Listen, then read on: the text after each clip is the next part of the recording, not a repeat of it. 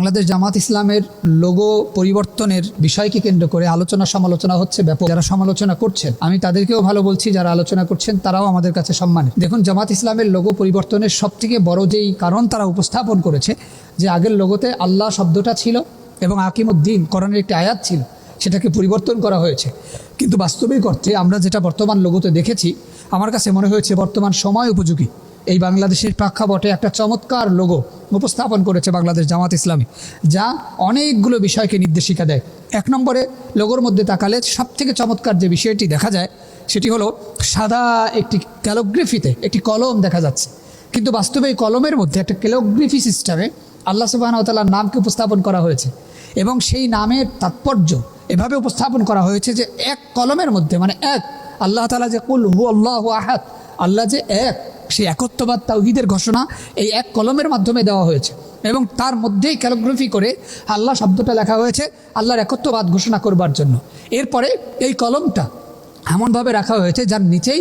অংশ বিশেষ একটি পবিত্র কোরআনের ছবি আর্ট করা হয়েছে। যারা বলছেন আকিমুদ্দিন অর্থাৎ এই আয়াতটা বাদ দিয়ে কেন এই ছবিটা দেওয়া হলো, তারা কি বোকার স্বর্গে বসবাস করছেন আমি জানি না। কোরআনের এই লোগো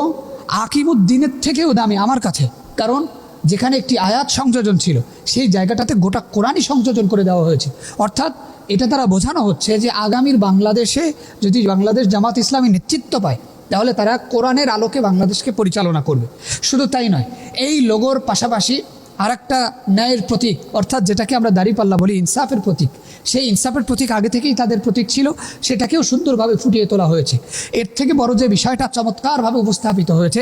সেটি হলো বাংলাদেশের অন্যান্য রাজনৈতিক দলগুলো যখন সুযোগ পেয়েছে বাংলাদেশ জামাত ইসলামীকে মুক্তিযুদ্ধ চেতনার এবং রাজাকার বলে আখ্যায়িত করে যে অসহযোগিতা করেছিল, বাংলাদেশকে উপরে উঠিয়ে নেওয়ার জন্য বাংলাদেশ জামাত ইসলামী যে অবদান রাখতে চেয়েছিল, সেই অবদানে যারা বারবার মুক্তিযুদ্ধ এবং রাজাকারকে ব্যবহার করেছিল তাদেরকে চ্যালেঞ্জ ছুড়ে দিয়ে বর্তমান যুবকদের কাছে একটি চমৎকার লোগো, অর্থাৎ এই লোগোর মাঝখানে একটি রক্তিম সূর্যের মতো বাংলাদেশের পতাকার মাঝখানে যে লাল আভাটা সেটা তৈরি করা হয়েছে এবং পুরো লোগোটাকে সাজানো হয়েছে সবুজ কালির উপরে, সবুজ কালারের উপরে, অর্থাৎ পুরো পতাকাটা সবুজ এবং সেই সবুজত্ব দিয়েই এই